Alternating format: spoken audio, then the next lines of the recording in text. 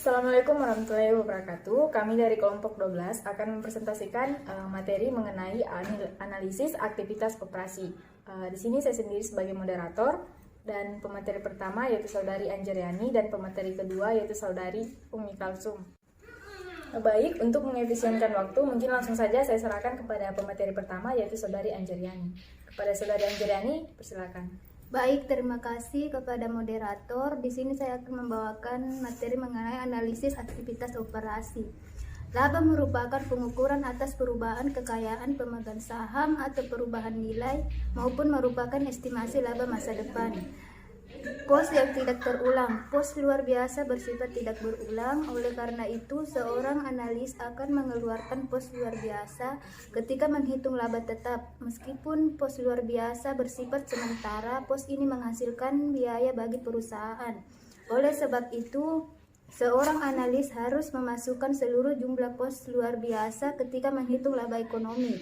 Yang ketiga, pengakuan pendapatan. Pengakuan pendapatan apabila terdapat hak pengembalian, apabila pembeli berhak mengembalikan pendapatan diakui saat penjualan hanya jika persyaratan di bawah dipenuhi. Persyaratannya sebagai berikut.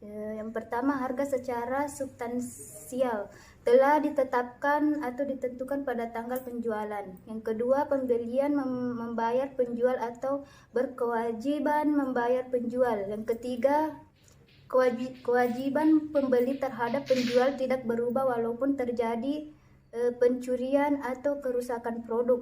Yang keempat, penjual tidak memiliki kewajiban yang signifikan atas kinerja masa depan yang terkait dengan penjualan. Yang kelima, pengembalian dapat diintimasikan secara wajar. Saya kembalikan kepada moderator. Baik, itulah tadi dari pemateri pertama. Kemudian saya serahkan kepada pemateri kedua yaitu Saudari Umi Kalsum. Kepada Saudari Umi Kalsum kami persilakan. Baik, terima kasih kepada moderator. Saya akan melanjutkan materi berikutnya yaitu beban tangguhan. Beban tangguhan adalah biaya yang dibayar di muka jangka panjang, tetapi aset dasarnya tidak akan sepenuhnya digunakan atau dikonsumsi sampai satu atau beberapa periode masa depan telah selesai. Maka dari itu, beban yang ditangguhkan dilakukan di neraca sebagai aset sampai biaya tersebut digunakan. Materi berikutnya yaitu kompensasi untuk karyawan. Kompensasi itu sendiri adalah sebuah imbalan yang berupa uang maupun bukan uang yang dapat diberikan kepada karyawan dalam sebuah perusahaan atau organisasi tertentu. Kemudian materi terakhir yaitu bunga dan pajak.